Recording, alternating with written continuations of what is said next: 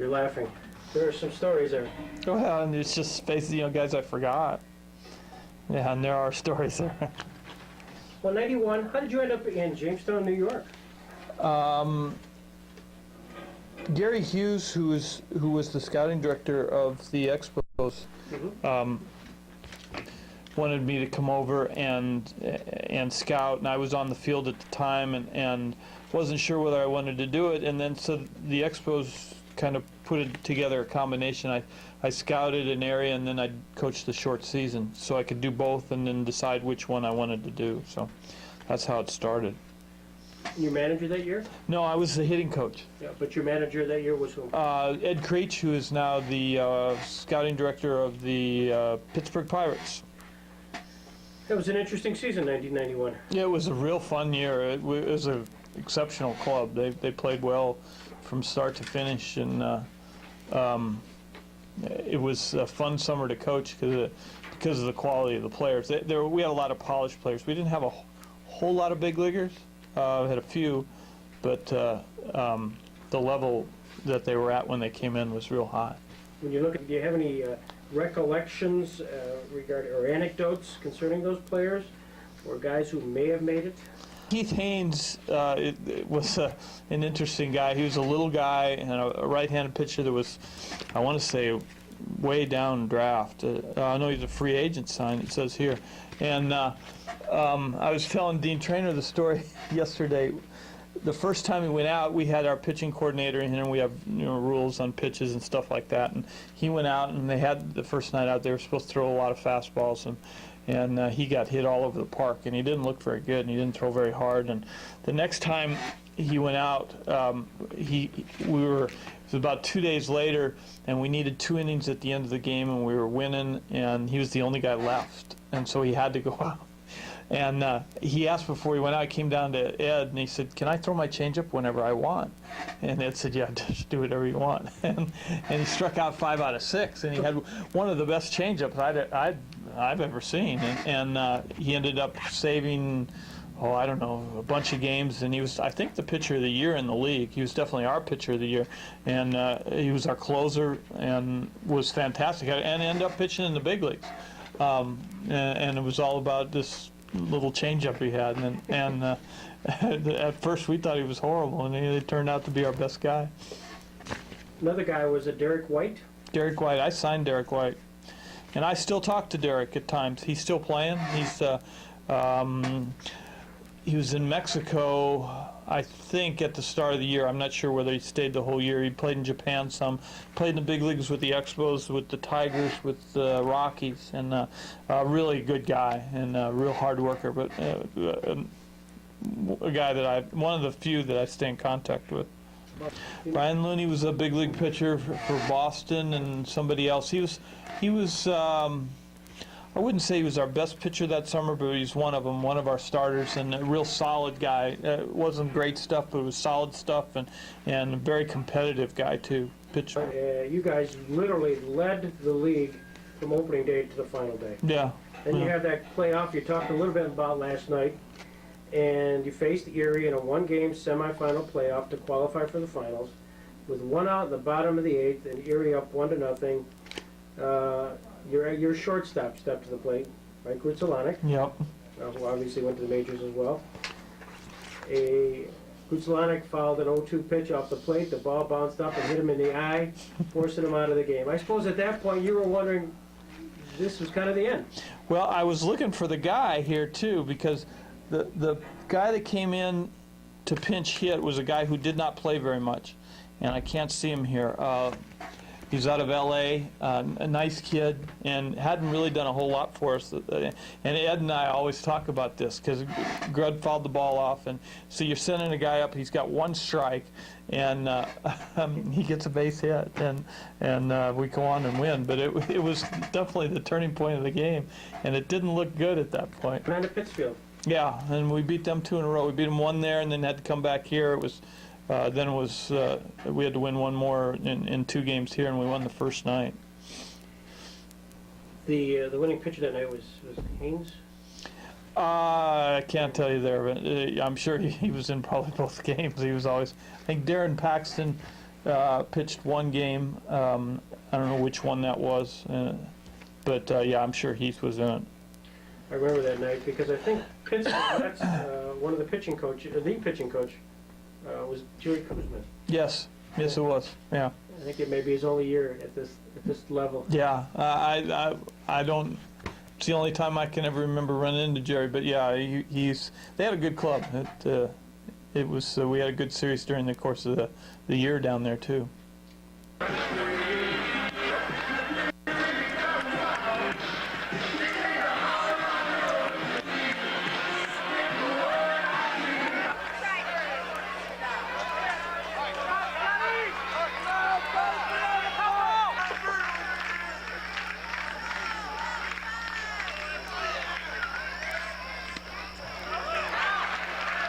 Coming to bat, the left-hander, number 59, Jim Austin.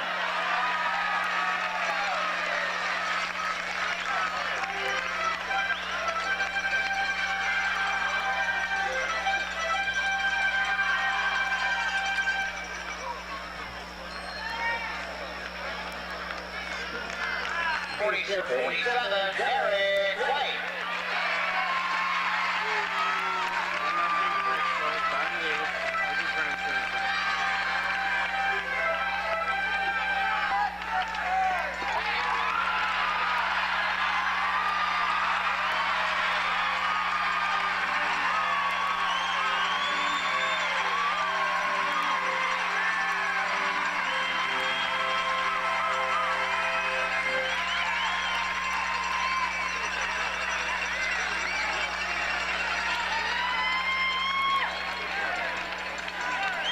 Coming to bat, the second baseman, number 21, Brett Jenkins.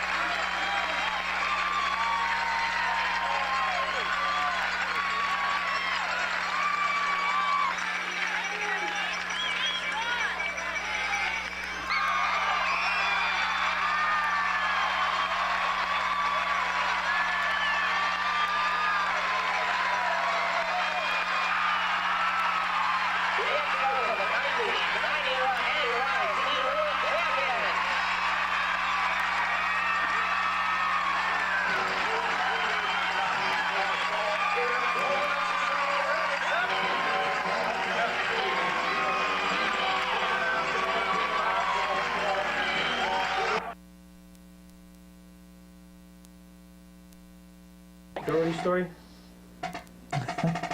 Everybody does. Everybody's got the funniest one for me was when I just signed with the Expos, I went right to Instructional League, and John Bowles was the farm director, and so he was getting me in, and we had a meeting. The day before, we were bringing in and having an organizational meeting, so all the scouts and all the player development people were coming in, so we were working Instructional League.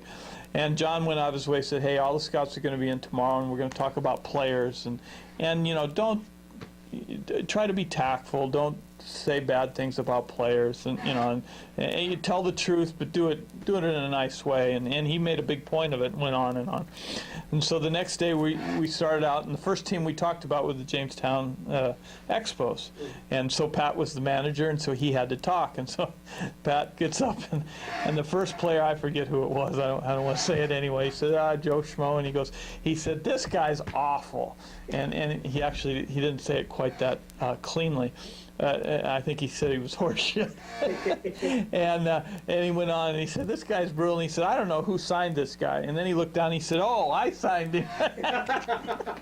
and I looked over at John Bowles and I said, John, is that what you meant by being tactful? Pat, you know, everybody's got Pat Doherty stories. What a great guy he is. Well, he's a legend here. Oh, I'm sure, yeah. Yeah. Then you came back 1992, Mm-hmm. and in fact, you may remember this game. I do remember this game. Okay, set it up for us here.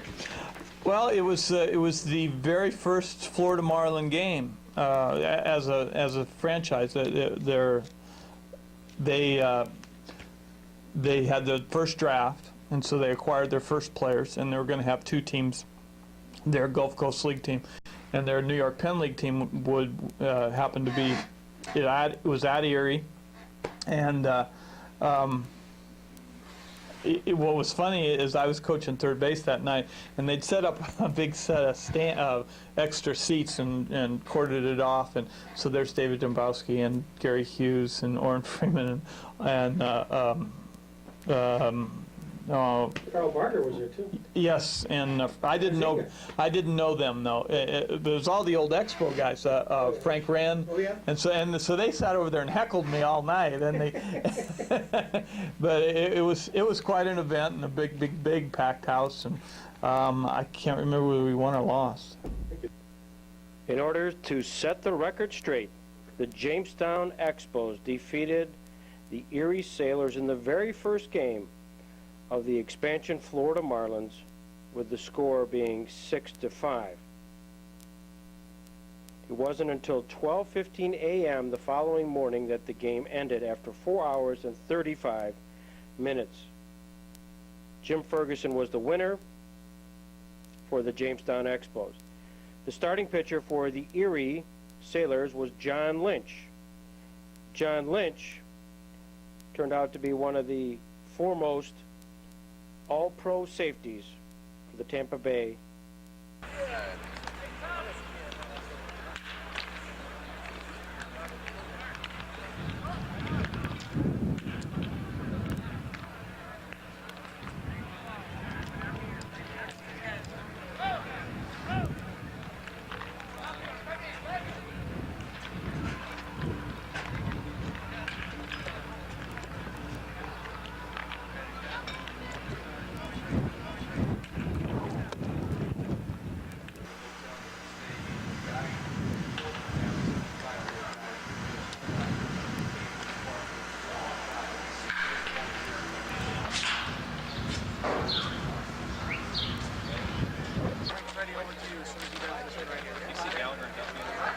Duffy's right down there. Well, I don't know who's on and who's not. It's like walk behind.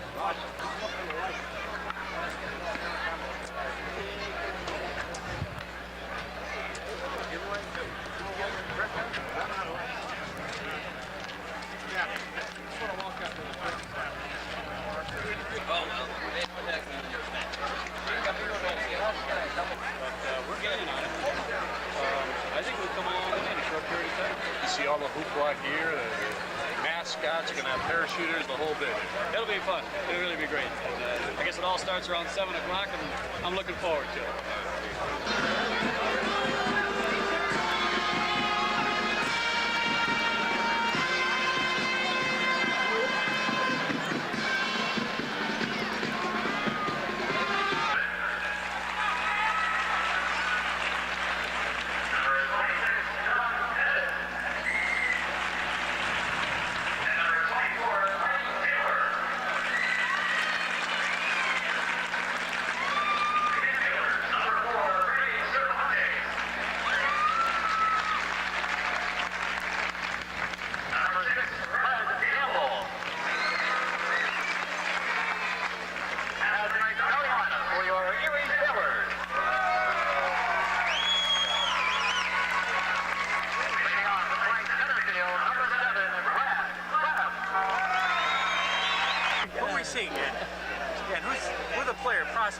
John Lynch, the starter, tonight's starter.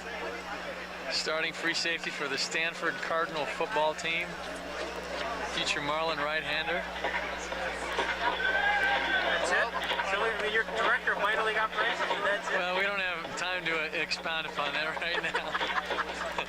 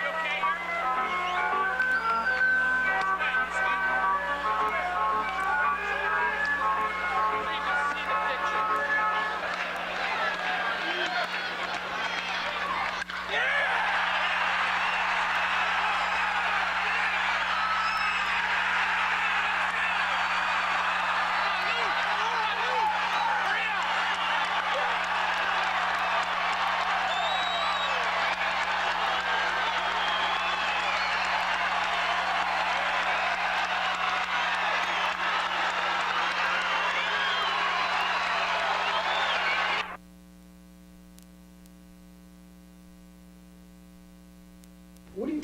Let me show you. Here's the baseball cards from the '92 year.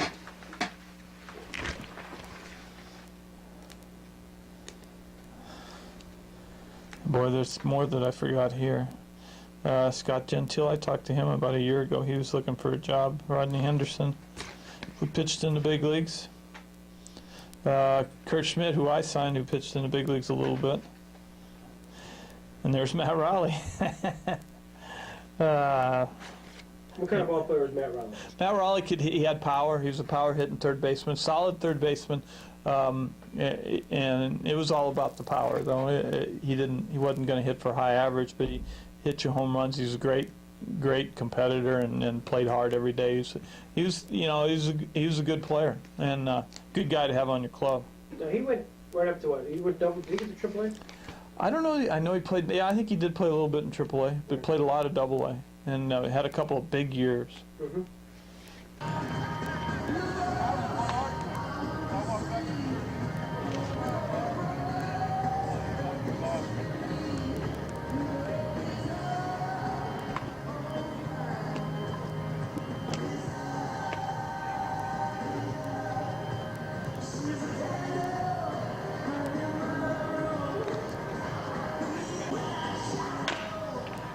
You know, the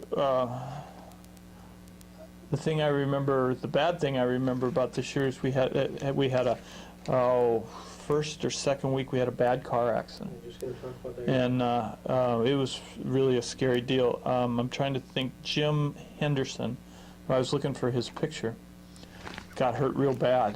Broke his neck, and there was 5 kids in it. They were out at the lake at some place, and they got in the car with our trainer, and it's a slick road, and they went off the side of the road, and Jim got hurt real bad. The other guys were okay. They weren't. There's 2 that missed the great part of the year.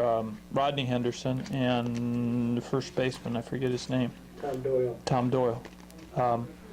But that was really a scary moment for myself and QV Low, and it was touch and go on Henderson for a couple days, and then they had to take him to Buffalo. And the best thing about that whole story is about 2 years later I saw him at Arizona State. That's where he'd gone to school, and he was walking, because they didn't know whether he was ever going to walk again, and he was walking with a cane, and was just getting ready to get off the cane, he thought, and was going to law school, and his life was good. And so, you know, I felt a lot better about that, because it really was a tough moment for the whole club. I kind of put us in a funk for a while. One, we had to play shorthanded for a while, and 2, it's just, you know, it was just kind of a bad feeling that took a while to get out of. That had been really tough on Lee Slagle. Yes, very tough. Yeah. Geez. And you know, it wasn't really his fault, and it was just one of those things that happened. Right.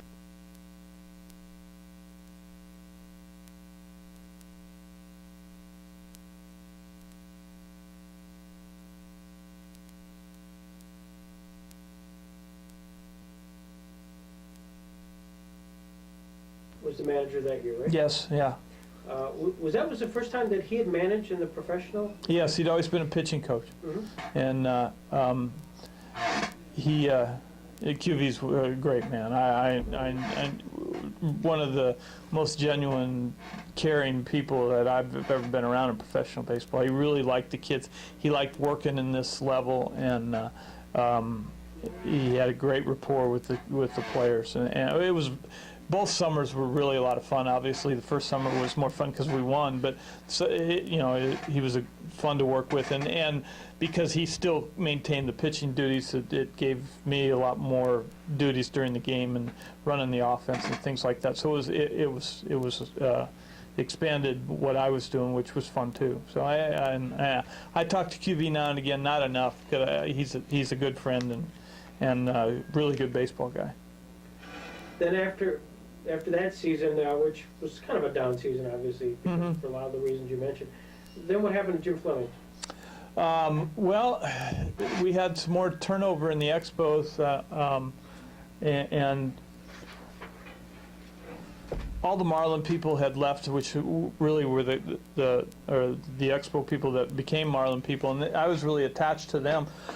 and the new people came in, and I really was going to go back to the field and not scout, but they wanted me to cross-check. Dan Duquette and Kevin Malone asked me to cross-check. So I decided to do that for a year because there was kind of a 2-year hiatus before anybody could leave and go to the Marlins. They let so many people go. And I was going to go back and work. Were you affected by that in a sense when they put a moratorium on everybody leaving Montreal? Were you one of those guys you felt that kind of on the next? Yeah, I kind of got cut out of the loop there because obviously they let some of the front office people go or the higher up because they were cutting the budget drastically, and if you were making some money, they were more prone to let you go, and I wasn't. So, and there was a 2-year deal before you could go, and I liked John Bowles and wanted to stay with him, and it was attached to Gary Hughes and Orrin Freeman, who became the scouting director with the Marlins, and so I stayed and cross-checked, and then the next year, Ed Creech became the scouting director, who I was with here as a manager, and Ed and I had become very good friends. And when that happened, I stayed with him in scouting, and worked as a cross-checker, and then as the national cross-checker for him. And I enjoyed that a lot. I didn't really want to get off the field. I've always kind of felt I was more of a field guy than a scout. I like scouting, but I really loved being on the fields. But in pro ball, to me, it's who you're working for, and I liked working for Ed. So it became a good situation. And then when he left to go become the Dodgers, they named me the scouting director, and so I did that. And then when we came over to the Marlins, Mr. Laurie asked me to run both departments, so I did that, and it kind of has developed into this job. So, Well, describe your job. You're assistant general manager, but what's your role? well, my main role is to oversee scouting and player development. So the first year I did it all myself, so we could get our feet on the ground with the Marlins, learn the players, and then the next year we named a scouting director and a farm director, and then I kind of oversee those two departments, and then I also help at the big level trades and liaison between what we have in the system and when we get into trades and who we will trade and who we don't want to trade and then those kind of things. So I get to have my fingers in a little bit of everything, which is kind of nice and been enjoyable. 5 years from now, when Jim Fleming or Greg Peterson opens up the newspaper and sees Jim Fleming, where would you like to be? I'll be honest with you.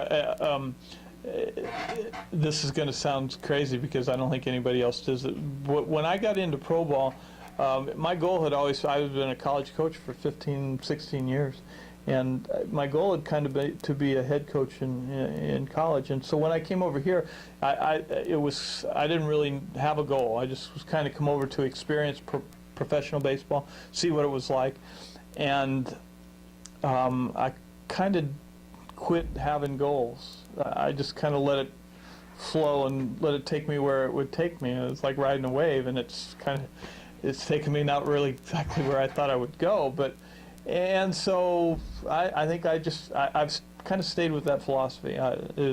Let's see where it takes me, and if it's what I've tried to do is stay with things that are interesting. And, I've been very fortunate that I keep getting something that's a little different, so it's continued to challenge me. Every 3 or 4 years I've changed directions a little bit, so I'm just going to kind of let it flow. And I think you see it a lot in professional baseball. There's a lot of ambition, and there's a lot of ambitious people, and they want to go here, and they want to do this, and they don't enjoy what they're doing at the time because they're more interested in the goal. So I've kind of just tried to, I'm just going to do what, and do this until they kick me out, and or somebody else has something better for me. General managership? I can't say I wouldn't enjoy doing that. I would. It would be a challenge and really something fun to do. And if somebody offered me a chance, I probably would do it. But I can't say that it's something I'm going to chase, and I'm going to, if I don't get to do it, it'll break my heart. So we'll just see. If it comes up, I would like to, yeah. this is maybe an offbeat observation, but it seems like the good old days when general managerships was, once you were in the club, you know, the good old boy club, and you may not be the general manager for the Los Angeles Dodgers, but the odds are you probably will end up someplace else at that sort of level. Now, frankly, names don't, unless you're in the business, they're non-recognizable to the average guy. And they're younger, and it's kind of taken on a different mentality. Is that a correct observation? No, I think that it's, there's two, I think you could categorize two types of general managers. There are ones with baseball backgrounds, and there are ones with more of a business background. And I think right now it's definitely the trend is more towards the business side. And there are a few GMs like Bill Stoneman, who's got a business background and he pitched in the big leagues. So I guess you could say he fills both. But that is the trend, and because there is more business involved, and the contracts are more difficult, and the arbitrations and all the things and all the rules. Sometimes I think baseball people really don't want to fool with it. I know at times that it definitely doesn't interest me as much as, you know, how this young kid's playing, and so yeah, I would say the trend has gone that way a little bit. But I think there are still you know, the Pat Gillicks of the world that came through scouting and player development, and there are still some of those out there too. Did you pass cross with Danny Leonettas? Just a little bit when we made the sale and we came over. You know, I had a couple conversations with him, but not really heavily. He's a Jamestown boy. Yeah. When you looked, I was out there watching you today. You know, you're watching batting practice, you're watching infield, you're kind of observing, not taking any notes. What goes through your mind? A lot of things. So, you know, when you come into in my position, when I come in, I got to kind of watch everything a little bit. I want to hear. There are a lot of new faces that I don't know, so I just want to try to get a feel for who they are as a player and evaluate them just as I would as a scout, and what are their good tools, and what can we use, what do we need to improve, what can we improve, and then the guys that have been in the system like Resco or Fulton, or are they improving, are we making progress, how they look, where are we with them.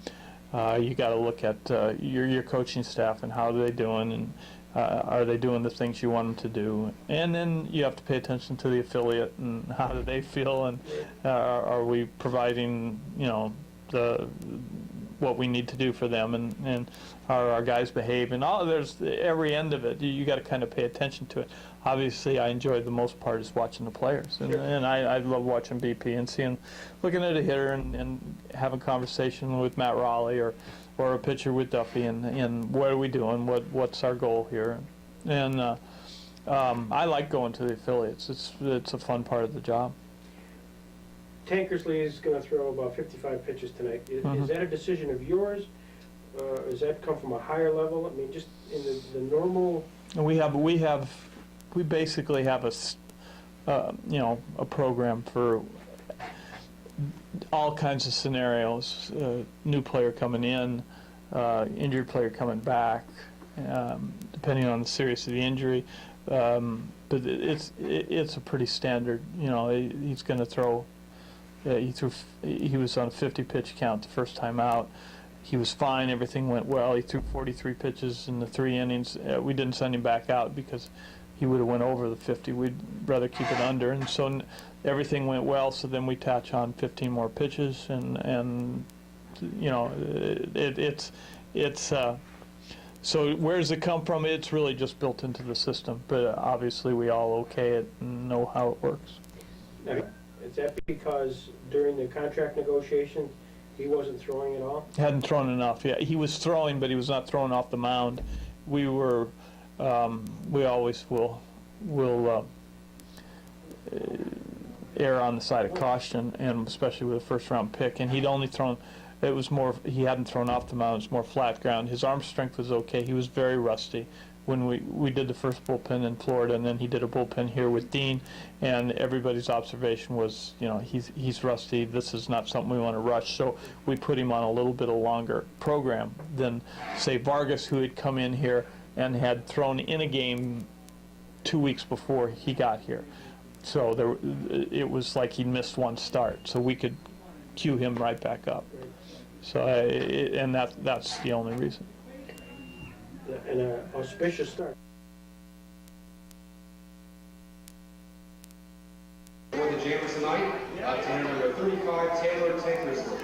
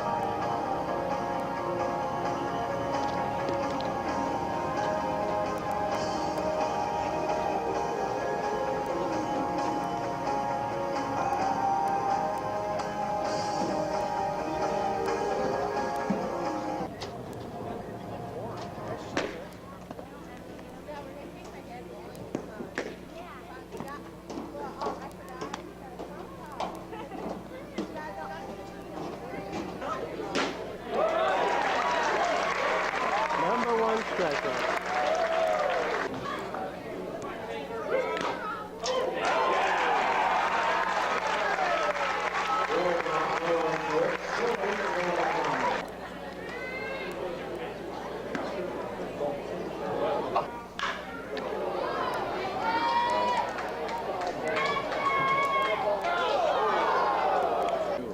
No, I don't.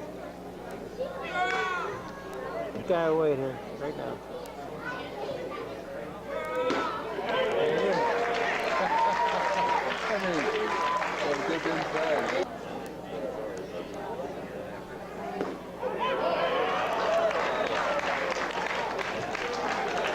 The left-hander goes for his first shot here. Taylor Tankersley's schedule. 3 innings, no runs, no hits, no errors. Do they come to you every night? Every day, yeah.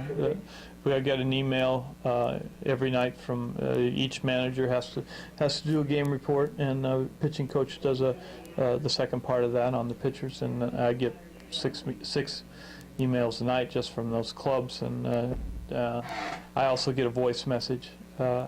Each manager has to give a voice message to most of everybody in the front office, all the baseball people in the front office, that details the start. And it's not as extensive as the game report. It's more an overview of what happened. And then you can go to read the game report to get all the specifics. What's the highlight of Jim Fleming's life? A highlight? Professionally? Professionally? The World Series has got to be right up there. That's right. I enjoyed very much. I traveled with a team, both the Cubs series and then the series with the Yankees, and it was absolutely, you grow up as a kid. I was born not far from about 100 miles from Chicago, and as a kid we went in to see the Cubs all the time, and we left when I was pretty young, but I always had an affinity for the Cubs and Wrigley and then Yankee Stadium. My goodness, everybody's either hated or loved the Yankees, so there was always an emotional attachment. And so, to be down on the field before the game watching BP, and Yogi Berra was wandering around and Reggie was out there, and we went out to the monuments, and I had never been in Yankee Stadium. I'd been in Wrigley a bunch of times, but most of the times when I had scouted professionally, I'd been in the National League. I hadn't done much American League, so it was really fun, and just to watch something that you helped put together and had some input into win a world championship. That's a big deal. But there are a lot of other things. Professionally, I enjoyed coaching in junior college as much as anything. When I was young, and I was really young when I started, but those kids were, if looking back, are special because they weren't playing for money and they were playing for fun, and they had we had a bunch of poor kids. I was in Tucson, Arizona, and they just do anything in the world for you, and it was a lot of fun. So, you know, those are a couple highlights. I'm fortunate. I got a lot of highlights, some championships and things along the way. So. You've scouted a lot of players, seen a lot of players. Who's the best? The best? Yeah, the guy that guy has all the tools. The best player I have seen. Well, I can tell you the two highest reports I've ever written on amateur players. One was A-Rod, and the pitcher was Darren Dryford, who has not turned out to be what I wrote that he would be. I mean, he's a big leaguer and a good one, but those are the two as amateurs that and then Mark Pryor. Mark Pryor and Dryford actually had the same number on them, and I like Pryor a little better because he didn't throw quite as hard as Dryford did in college, but he had more pitches. So I would say those three are the three that I've written the highest numbers on, and 2 out of 3 turned out to be pretty good. Absolutely. Any real busts? Oh yeah, tons. Yeah, I mean you can't be in scouting or in baseball. It's just like this year has been a very tough year for us. We're not doing well here. We're not doing well anywhere really. Our AAA team was really doing well, and they've kind of gone in the tank now, and we've had a lot of injuries, and it just and quite honestly, as you evaluate, I don't think we've done a whole lot of things wrong. It's been a year of bad breaks and bad bounces and a lot of injured players. I was just talking to Dean. We had 2 more guys go down yesterday, and we're kind of pasting it together at almost every level. So, yeah, you have a lot of busts. You have a lot of things that go wrong. You have a lot of, we had a first-round pick this year that we lost. We've had guys you didn't sign. I was telling Dean a story last night when and I don't want to say the player, but we had to choose between 2 players for our first pick, and we chose one, and he's not been very good, and the other one's pitching against us in Miami tonight, Ben Sheets, and it came down to it was Ben and one other guy, and it just didn't work. So yeah, and you can't be in this business and think that it's all going to be gravy. It's there are good years and bad years, and good decisions and bad decisions. The thing that we tell our scouts, I tell our coaches, and I believe in, is we're evaluated on success, obviously, whether the team's successful, a player's successful, and that's the way people outside the business evaluate us. But we have to evaluate ourselves on our process, on how we make decisions and how we go about things. And if our process is good and we fail, then I can accept it. And I think that's the way you have to be in anything. Because the one thing you find out, the older you get, the more bumps you have and the scars you have, and I've got a few, and you just, again, what bothers me is when if there's information we should have had and we didn't have, or we didn't go through our evaluation process correctly, then we got to make changes. And I think it's the same thing that I would told a hitter when it's not whether you got a base hit, it's how the quality of your at bat, did you prepare for the game. All those things that lead up to success are more important than the actual did you get a hit or did you not. And if a player deals with that, I think it's a lot easier to take a lot of the stress out of it, because there's a lot of stress. If every night that Jamestown loses, then I'm got a chance to get fired, then I'm in trouble. You've been terrific. Jim, I appreciate your time. No problem. This has been great. No problem. I hope you enjoy your few days here. And yeah. Jim. All right, now I'd like to introduce our featured speaker this evening. He's now entering his 3rd year as Vice President of Player Development and Scouting, and also the Assistant General Manager of the Florida Marlins. Let's give a warm Jamer welcome to Jim Fleming.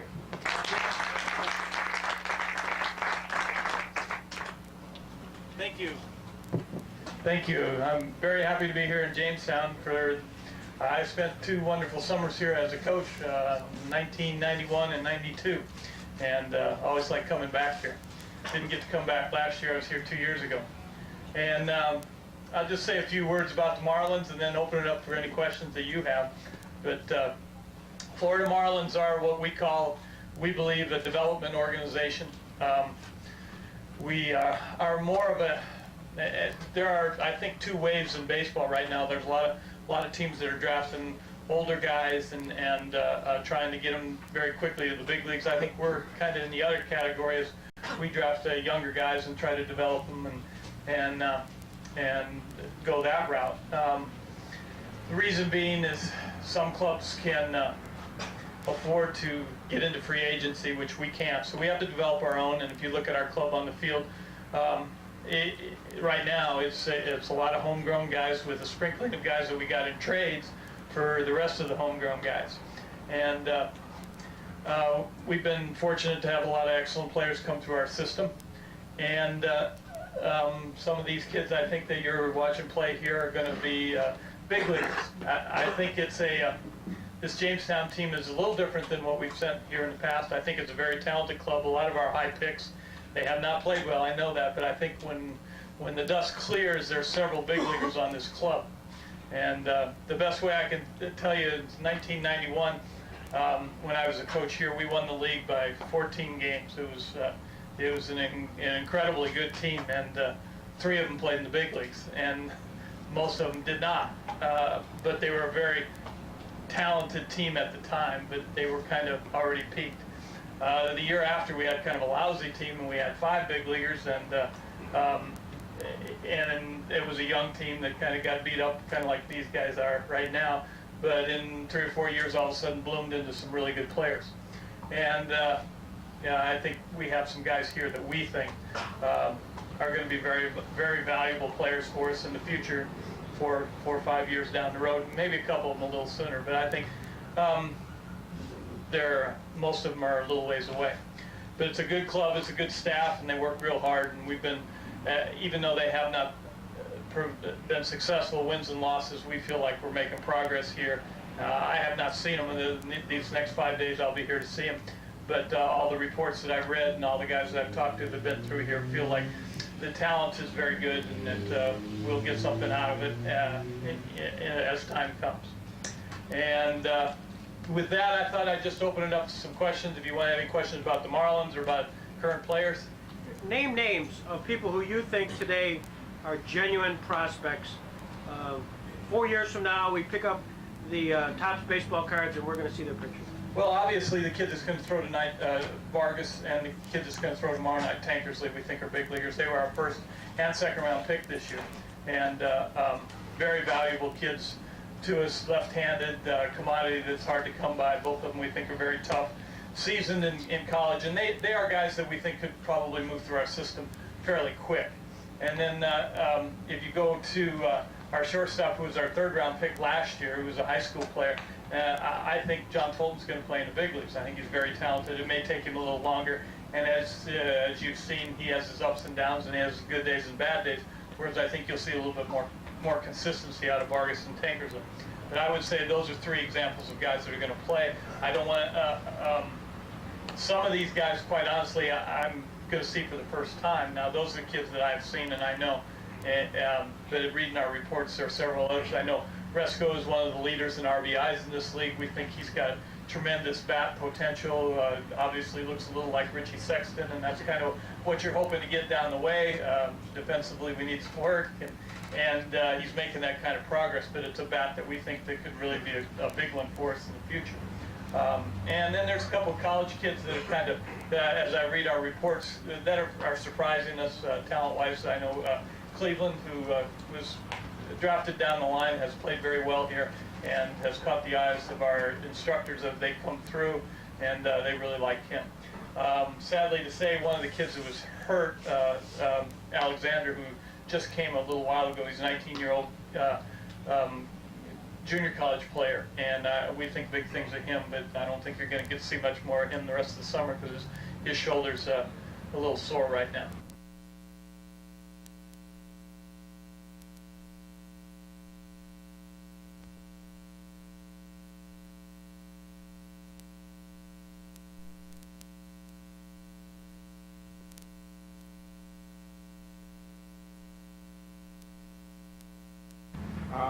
like to thank you for all the talent you've sent in here this year, all the top draft choices.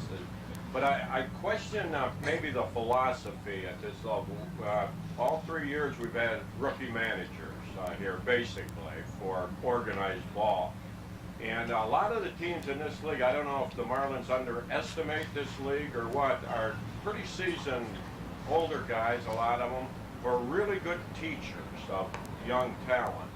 And I question sending rookie managers in here that aren't proven teachers, in my mind anyways. And when I like to say with the Expos, man, I could sit up there and see real progress from the beginning to the end of the year. Almost every team they sent in here, and the QB Lau in particular, pitching coach here, I haven't really seen that with the Marlins. And last year maybe you didn't have the high draft choices in here, but this year you do. And there's, as you say, there's some good ball players here, but they don't seem to, I don't know, have the enthusiasm I might think young ball players would have. I might be wrong, but I wanted to throw this out to you, in all due respect. Sure. Well, Benny's been here for the last 2 years, and he is a seasoned guy. His managing, he had 5 years managing an independent league before he came to us. And you know, one of the things that has transpired is 3 years ago, there was a tremendous change in the Marlins organization. Jeffrey Loria bought the club, and we brought everybody over from the Expos, myself included. I've been 12 years with the Expos, and we brought over most of our player development staff and most of our scouting, all of our scouting staff actually. And so there was a transition, and quite honestly, the first year this was really a mess. We took over 20 days before the spring training and didn't know the players, and it really was a mess. And I was running it, and so I know it was a mess. And last year, quite honestly, the club here just wasn't very talented. And it was because our draft was all high school, and most of them were in the GCL. And the 2 college kids that we did send here, the 2 pitchers, came late and didn't get to pitch much. And I think one of the problems that we have here is this particular division that you play a whole lot in. Our Toronto especially is, you're getting their whole draft here, and they're all college, and they're all 22 and 23 years old.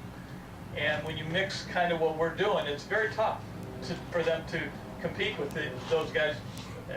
But again, we want to win here, but the goal is to produce major league players. And we're going to take some chances that a lot of clubs aren't going to take, that are college oriented. They're just going to draft college all the way through their draft, where we're going to mix in a 10th round pick, Resco, who we know is 2 or 3 years away, and there's going to be some ups and downs with him. And this division is so college oriented.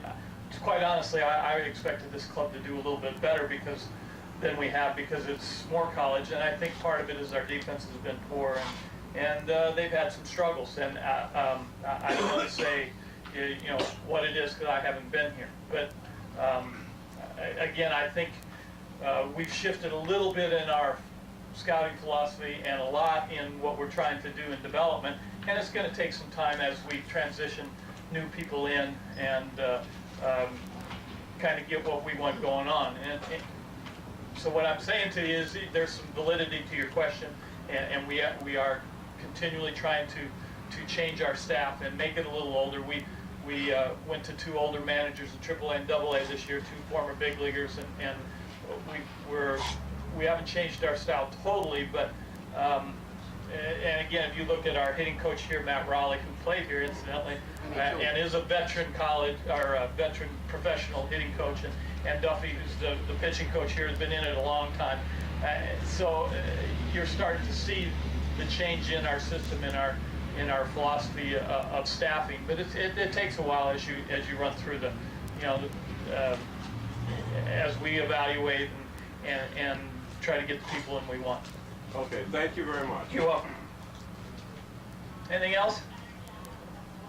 Yes, sir. You alluded to the scouting staff. My question, I wonder if you or any member of your administration evaluates the scouts in your scouting program. And I ask that because all the Marlins farm clubs to date, and the Marlins included, are not playing above 500 ball. 2 out of 6 of the minor league clubs are above 500. Sure, okay. AAA and the Gulf Coast AA is about 200. This club is and Greensboro are struggling. Yes. The other 4 are all doing okay. And obviously the big club's not doing real well. Do you know? Yeah, we evaluate our scouts continually. And again, what I would say is scouting is, and everybody scouts differently. And again, if you look at the track record of this particular scouting staff, this is the staff that came over from the Expos, and I can start rattling off, Vidro and Wilkerson and Grady Sizemore that just got the big league. We've turned out tons and tons of prospects. The problem is that, again, they're very young, and they all go through some growing pains. This is an excellent scouting staff. Last year we were the organization of the year in baseball, and every one of our clubs, with the exception of this one, had a pretty good year.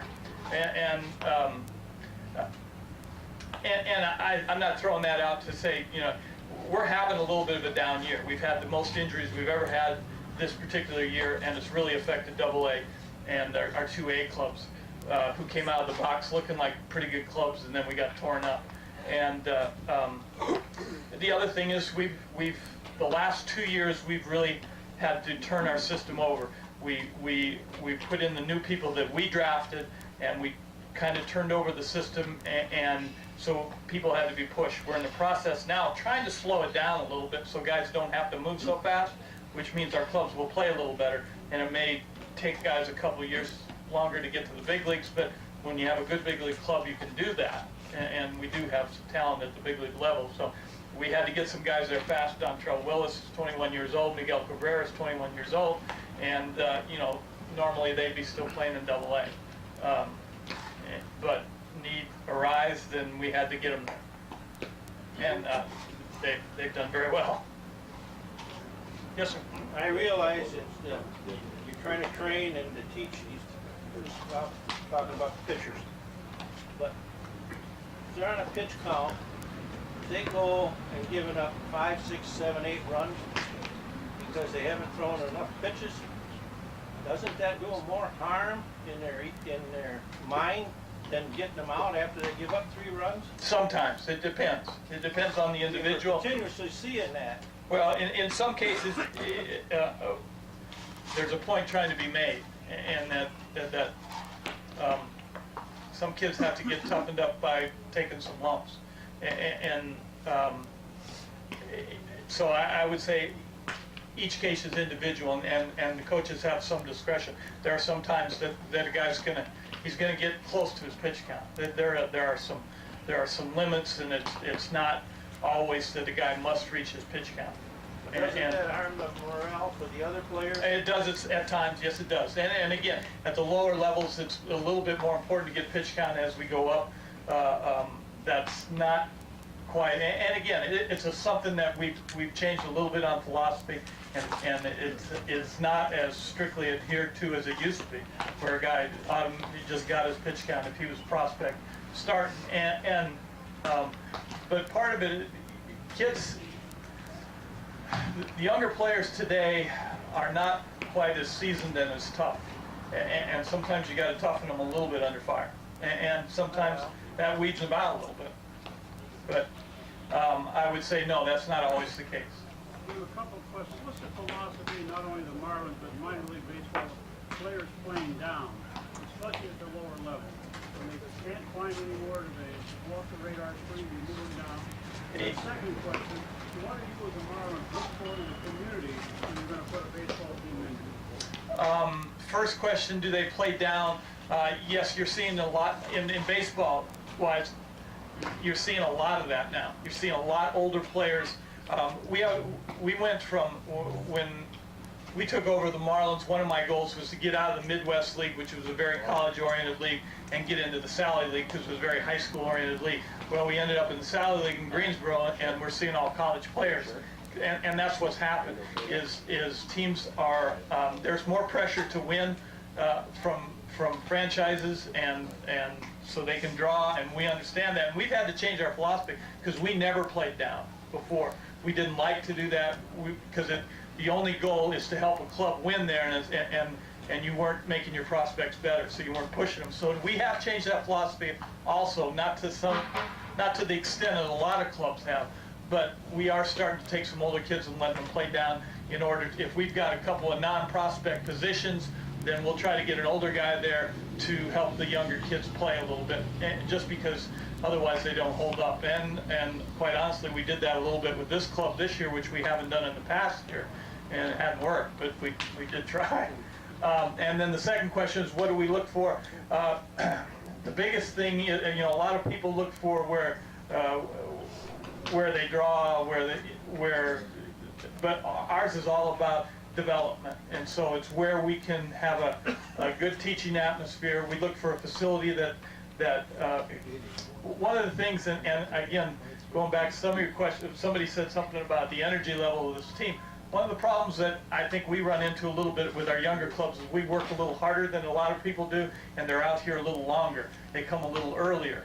Our early work starts at 1:30 every day, and we wear them out a little bit. But part of it is trying to teach them how to be a professional, which is you got to get your work in. So we're looking for a good place where we can teach, and we're looking for a community that our players will feel comfortable in. And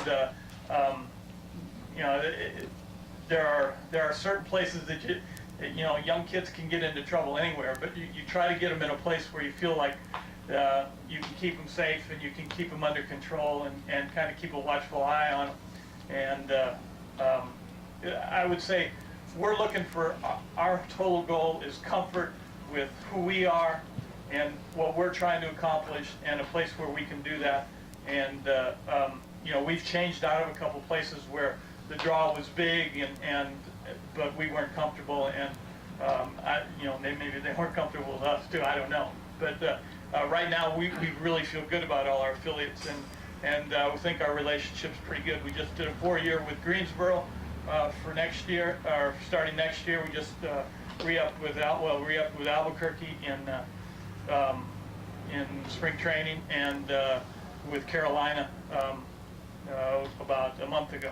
So, and they're all places that understand.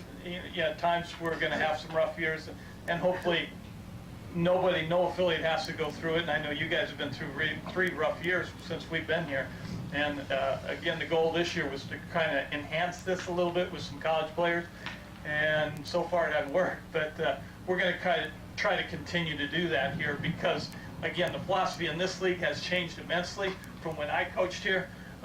It was a college league, but it was young college players, 21, 22 years old, and guys that were almost all first year. You very rarely saw a second-year college player, but that's changed a little bit, and so we're going to try to change with it. One more question for Jim? Yes, sir. Yeah, but obviously when you were here, you were one of the most successful managers in Jamestown history. Now, I just have 2 parts to the question. What's your best memory? Well, first off, I wasn't the manager. Ed Creech was the manager. Okay. I was the hitting coach. Hitting coach, okay. I'm sorry. But my best memory here? Yeah. We had a playoff game with Erie that was really a good game. Erie wasn't, we'd run away with the league, and the way, I don't know how it is now, but you had to play, there was 2 divisions, and so the winner had to play the second place team 1 game, and we got to play here, and then the winner of that went on to play the other division 2 out of 3. And so we got a 14-game lead, and so we got 1 game against Erie, who we just beat up, except they got 1 pitcher. And sure enough, you're going to give him that night. We had a heck of a game. It was 2-1, or they were beating us till about the 6th or 7th, and I just remember it was a great game. A lot of energy, big crowd, and it was really a fun night. We came back and won late, and then went over to Pittsfield and had to play the Mets, and we beat them 2 straight. But the playoff game was really a good memory for me. I had a second part too. Okay. You know what it's like to win from your Jamestown experience last year. You know, obviously you've been successful. You wouldn't have the job you have now, but you're about to spend 3 days with the last team in the NY Pin. What are you going to tell these guys, you know, about having fire in your belly and where they're going? Well, what I will do is I will sit and watch these guys for about 4 days before I say a word. One is that I know some of them, and then either the last day, Sunday or Monday when I leave, then we're going to talk. And depending on what I see, you know, sometimes it's a good talk and sometimes it's a bad talk. No, good. But one of the things that whether we're in first or in last, is they have to play hard. And if they don't play hard, they will hear from me. And as they will from Mark Del Piano, our farm director. But I look forward to seeing this team. I know they're not playing well, but I look forward to seeing Vargas and Tankers lead the next 2 nights. I look forward to seeing John Fulton play short, you know, and just seeing a lot of the young guys that I did not see in the draft. I saw several of these kids, but there's 4 or 5 guys I'm going to lay my eyes on for the first time. And again, it's one of the things that our Greensboro team, who's had an even worse year than you guys have, and it has some real good talent, but they are so young. They're the youngest team in the league, and by far, and they're really playing better the second half. And I was just in there, and the discussion we had was just all about being a professional and learning to be a professional, and part of that is how you go about your job and how you play the game, and understanding that whether you're playing in Jamestown or Greensboro or in Florida, that it's about playing hard for the fans. Ryan Bear's coming along okay, and they down at Greensboro. He's having a real good year. He really started off slow, as that whole club did. What happened there is he and about 2 of the other kids were the old kids, and I think they decided amongst themselves that they had to carry that club, and they got off to a rotten start, and the club went in the tank. and now the second half he's played very well. He's a leader.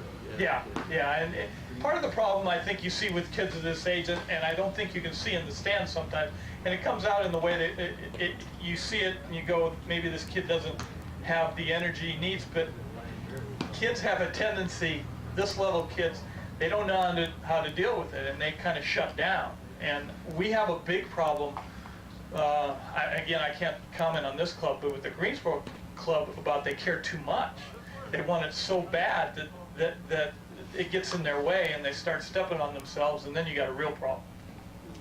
Anything else? I really appreciate you listening to me. And thanks for your support of the kids.